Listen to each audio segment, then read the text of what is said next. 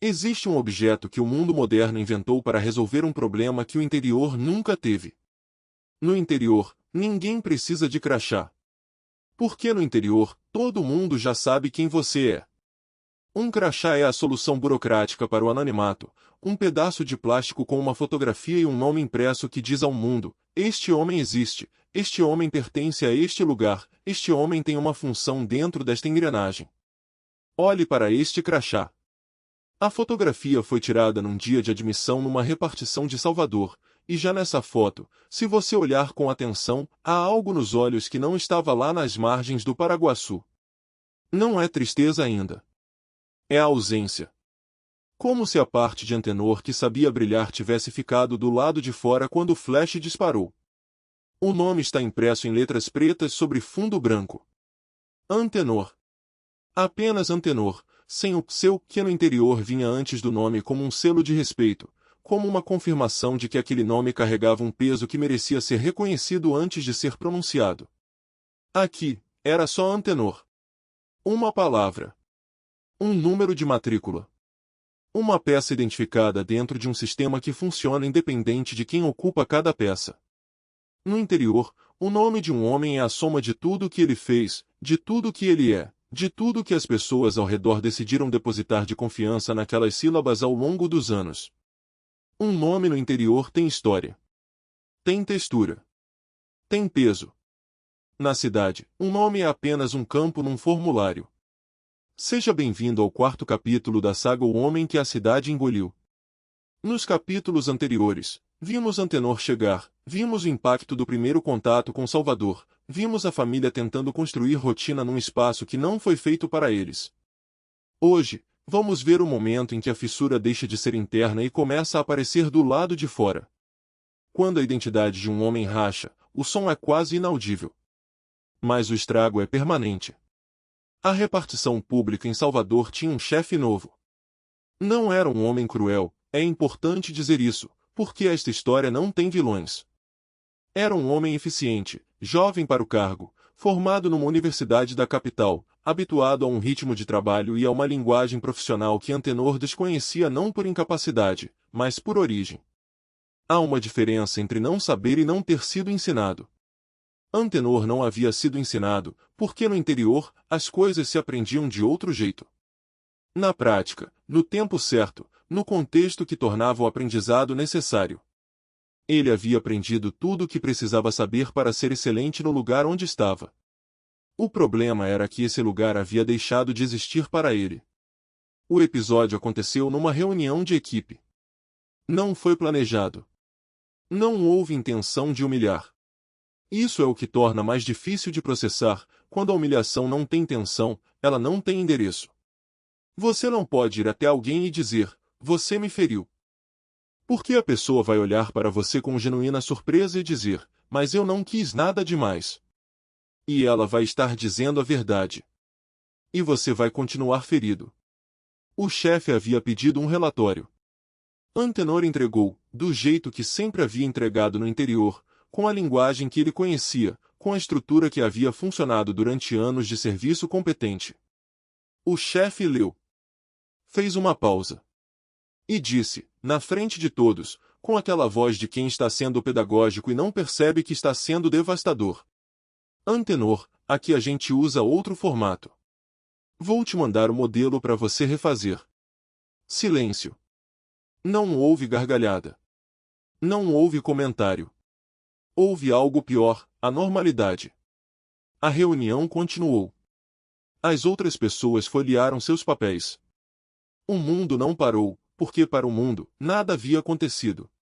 Mas para Antenor, havia acontecido tudo.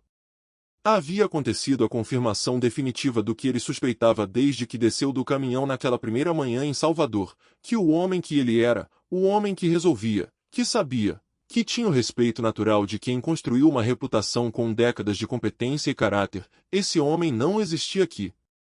Aqui existia apenas um funcionário transferido do interior que não sabia o formato certo do relatório. Ele refez o relatório. Naquela mesma noite, em casa, enquanto Helena dava banho nos menores e os mais velhos faziam dever na mesa da sala.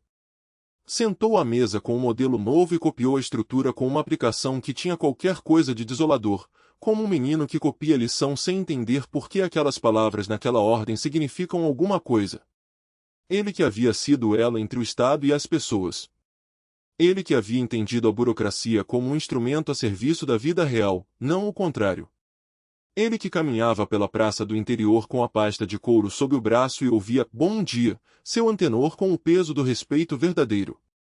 Esse homem estava sentado à mesa copiando um modelo porque não sabia o formato certo do relatório. A caneta escorreu uma vez, a mão havia tremido levemente. Ele não havia bebido naquela noite. O tremor era de outra coisa.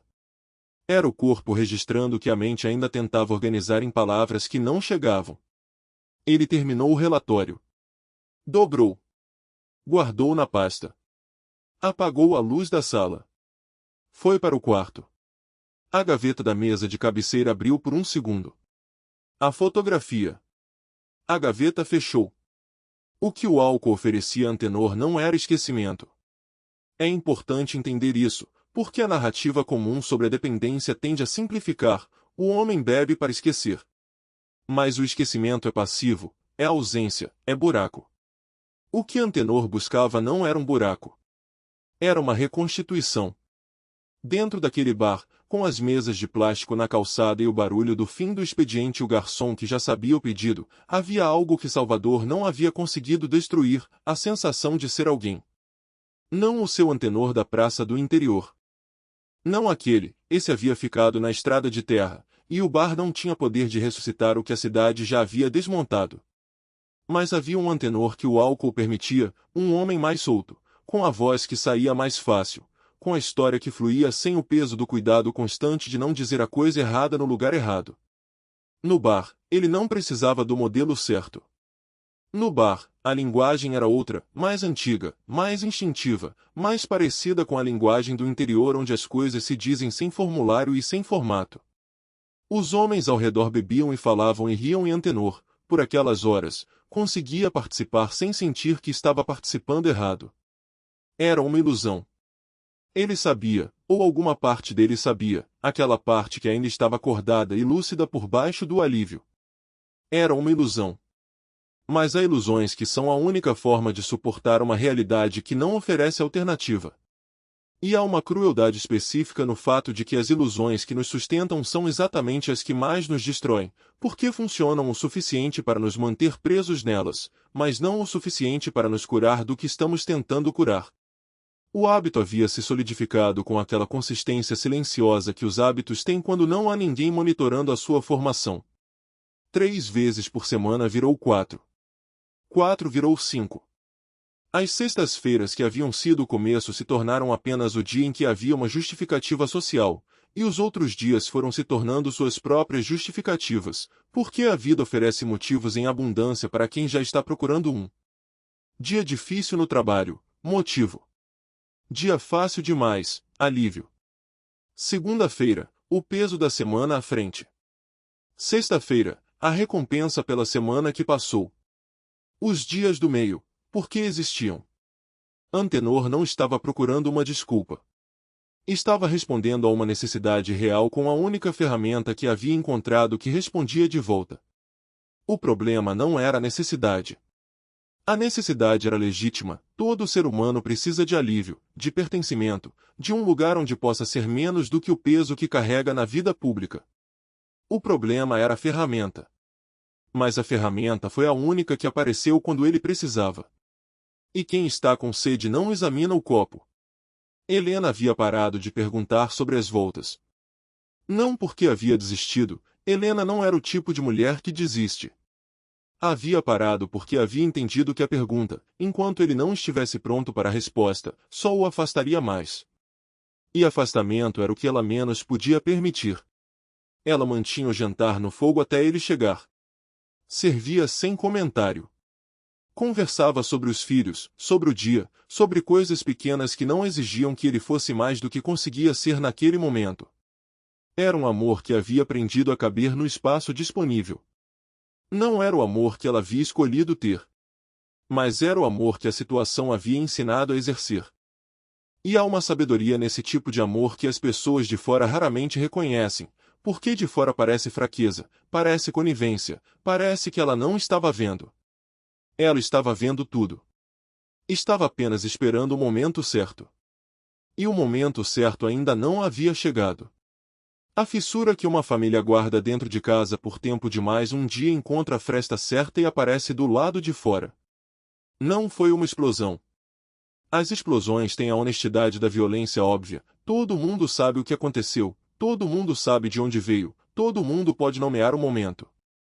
Foi uma fissura. Silenciosa, precisa, permanente. Aconteceu num domingo à tarde, o dia em que as famílias que não escolheram estar juntas num apartamento pequeno mais sentem o tamanho desse apartamento. O dia em que não há trabalho para dar estrutura ao tempo, não há escola para distribuir os corpos pelo espaço, não há nada que precise ser feito agora e que empurre o que não precisa ser dito para depois.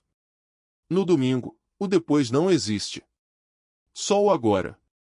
Um dos filhos mais velhos havia chegado em casa com uma notícia boa. Uma oportunidade. Algo que ele havia conseguido com esforço, que ele havia construído sozinho naquele novo mundo que a cidade havia aberto para ele. Ele queria contar ao pai. Não para pedir aprovação, já havia passado da idade de pedir aprovação. Queria contar porque ainda havia nele, enterrado fundo sob os ajustes e os recuos silenciosos dos últimos meses, um menino que levava as novidades para o pai primeiro. Antenor estava na cadeira da sala. Havia chegado mais cedo naquele dia, não havia ido a lugar nenhum naquela tarde, o que por si só era uma informação para quem estava aprendendo a ler os padrões. Estava quieto de um jeito diferente, não o silêncio reflexivo de antes, não o silêncio do homem que pensa e processa e guarda. Era o silêncio de quem não está completamente presente. De quem está no corpo mas não está no cômodo. O filho contou a novidade. Antenor ouviu. Ou pareceu ouvir. E respondeu com algo que não era a resposta certa, não porque fosse errado no conteúdo, mas porque chegou 3 segundos tarde, com aquela ligeira defasagem que denuncia uma tensão que estava em outro lugar. O filho percebeu. Não disse nada. Assentiu, deu um sorriso que não chegou aos olhos, e foi para o quarto dele. Helena havia visto tudo da cozinha. Ela secou as mãos no pano de prato com uma calma que era trabalho, aquele tipo de calma que se constrói ativamente, que exige esforço, que é o oposto da indiferença embora se pareça com ela na superfície. E então fez o que havia decidido que não faria ainda, foi até a sala, sentou-se na cadeira ao lado de Antenor, e disse, com a voz baixa e firme de quem esperou o momento certo e reconhece que o momento, finalmente, chegou. Antenor. Nós precisamos conversar. Ele olhou para ela. E nos olhos dele, por um momento, apenas um momento, ela viu o homem que havia conhecido. O homem do interior. O homem que sabia que estava errado antes de ouvir o que havia de errado. E então aquele momento passou. E o olhar voltou para o lugar distante onde havia estado antes. Tô bem, Helena. Tô só cansado. Ela ficou ali por mais um momento. Olhando para ele. Procurando alguma abertura, alguma fresta por onde a conversa pudesse entrar. Não havia. Ela se levantou, voltou para a cozinha, terminou o almoço. E pela primeira vez desde que havia chegado a Salvador, Helena foi ao banheiro, fechou a porta, abriu a torneira para cobrir o som, e chorou. Não de fraqueza. De acúmulo. Do peso de segurar tudo sozinha por tempo demais. Do amor que continua existindo mesmo quando não sabe mais o que fazer consigo mesmo. O choro durou pouco. Ela enxugou o rosto, abriu a torneira mais uma vez para molhar o rosto, e voltou para a cozinha. Os filhos não souberam. Antenor não souberam. A casa continuou de pé. Mas havia inclinado um grau a mais. Seu Antenor morreu na estrada. Quem chegou a Salvador foi outro homem. Não um homem ruim, nunca foi isso. Um homem partido. Um homem que perdeu a metade de si mesmo numa curva da estrada de terra coberta de poeira e que nunca encontrou a forma de voltar para buscar o que havia ficado para trás. O crachá na bolsa dizia Antenor. Mas o Antenor que aquele crachá representava e o Antenor que o usava todos os dias eram duas versões diferentes de um mesmo homem, uma que havia existido de forma inteira e uma que existia de forma fracionada, tentando funcionar com as peças que restaram. No próximo capítulo, vamos entender o gosto que fica. Não o sabor do álcool, o sabor do alívio. E por que o alívio, quando é a única coisa disponível, vira uma necessidade que o corpo não consegue distinguir das necessidades legítimas? Vamos entrar no ciclo. Com compaixão. Sem julgamento. Com a honestidade que Antenor merece e que a sua história exige. Se você chegou até aqui, você já entendeu que esta não é uma história sobre vícios. É uma história sobre o que acontece quando um homem perde o chão, e o que ele encontra para não afundar enquanto ainda acredita que vai encontrar outro chão logo. Você já viu isso de perto? Já esteve do lado de dentro dessa história, como filho, como companheiro, como amigo? Ou já esteve do lado de fora de si mesmo, tentando se sustentar com o que tinha disponível? Deixa nos comentários. Não precisa ser longo. Não precisa ser explicado. Às vezes uma frase é suficiente. E às vezes uma frase de um estranho num comentário é o que alguém precisava ler hoje. Se você ainda não se inscreveu no Histórias Rasuradas, faça isso agora e ative o sino. Esta saga tem 10 capítulos. Estamos no 4º. E a história ainda vai fundo, em lugares que a família de Antenor demorou décadas para conseguir olhar sem desviar o olhar. Você vai querer estar aqui quando chegarmos lá. Inscreva-se. Ative o sino. Até o próximo capítulo. O crachá ainda está na carteira. O nome ainda está impresso. Mas o homem que esse nome representa está ficando cada vez mais difícil de encontrar.